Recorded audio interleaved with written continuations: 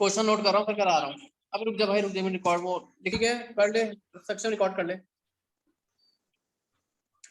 अब ये जो इन्होंने लिखा है इसका मतलब है k की वैल्यू हमें 1 डालनी है, 1 से लेके 11 तक। पहले 1 डालेंगे, 2 डालेंगे, 3 डालेंगे, ऐसे 11 तक डालनी है। तो जब मैं 1 डालूंगा तो मेरी पहले ब्रैकेट में क्या इक्वेशन आएगी, 2 + 3 की पावर 1। ठीक है, क्योंकि 2 में कोई फर्क नहीं है। जब 2 डालूंगा तो क्या आएगी, और समेशन का मतलब होता है उन सबका प्लस 2, 2 + 3 का क्यूब। ठीक है, प्लस डॉट डॉट डॉट कहां तक आएगा, 2 + 3 की पावर 11। किसी को इस पार्ट में दिक्कत? No sir. अब मैंने क्या किया, 2 मेरे को पता है कि 11 बार होगा तो उसको एक ब्रैकेट में लिखा, 2 + 2 2 एंड सो ऑन। ये कितनी बार है, इसके नीचे लिख दिया 11 टाइम्स।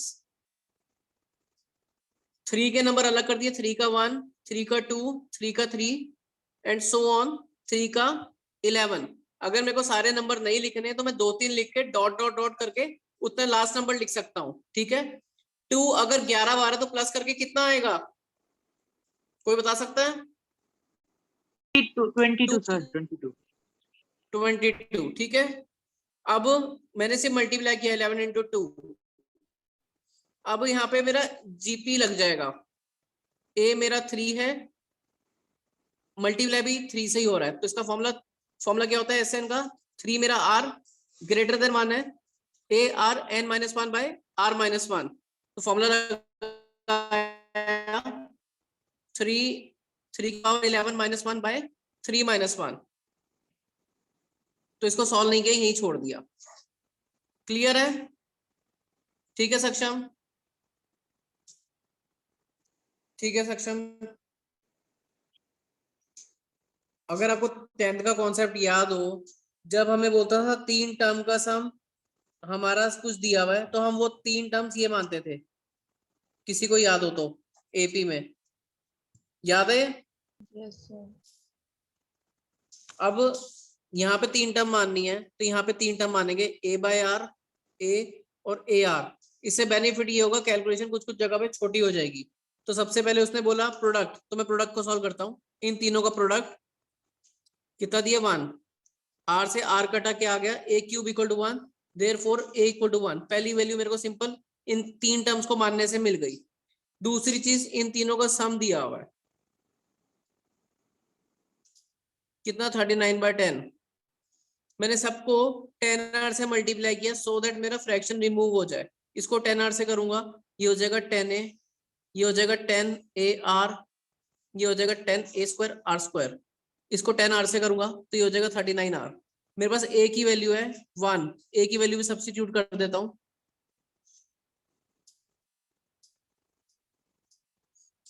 सबको एक साइड पे लाया, 39 में से 10 गया, 29 बचा ये। ठीक है, अब मिडिल टर्म स्प्लिटिंग से वैल्यूज निकाल लूंगा। 25r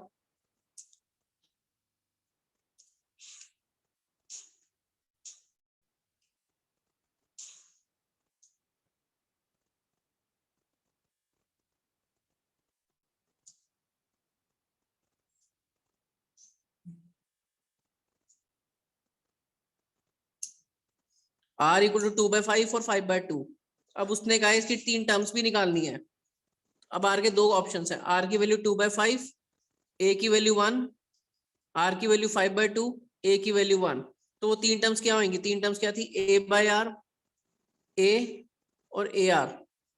वैल्यू इसमें डाली, पहली आएगी 5/2, फिर 1 आएगी, फिर 2/5, फिर a/r टर्म निकाली, a निकाली, ar टर्म निकाली, ये आएगा 2/5, 1 और 5/2।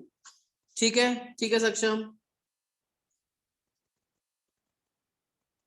ये पहली टर्म, r किस नंबर से मल्टीप्लाई हो रहा है, फर्स्ट टर्म a और किस नंबर से मल्टीप्लाई हो रहा है, 3, और एसएन मेरे को दिया हुआ है r ग्रेटर देन 1 है, तो एसएन का फॉर्मूला लगेगा।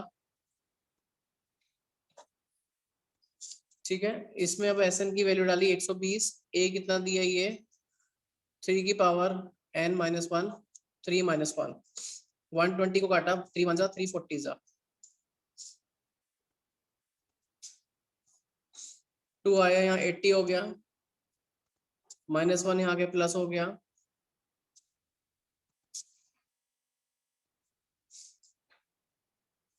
Comparing power both sides.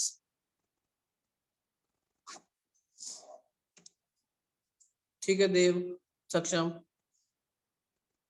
निकालो कितना कितना सम दिया हुआ है, 16 और 128। अब इसने 6 टर्म्स बोली है तो मैं पहले 6 टर्म्स लिख लेता हूँ। पहली टर्म ए, दूसरी टर्म ए आर, तीसरी term A R square, fourth, पहले सारी टर्म्स लिख लेता हूँ, कल को वैल्यू पुट करनी है और कुछ नहीं करना।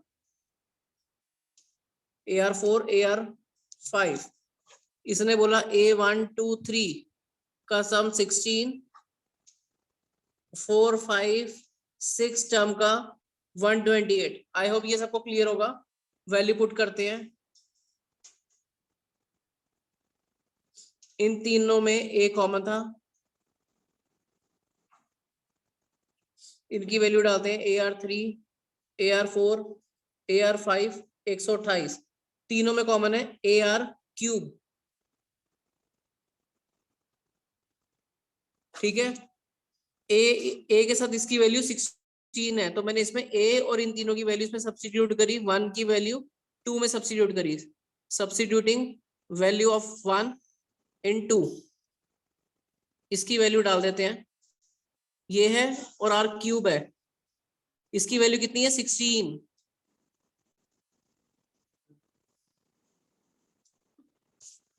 इसके टेबल में कब आता है,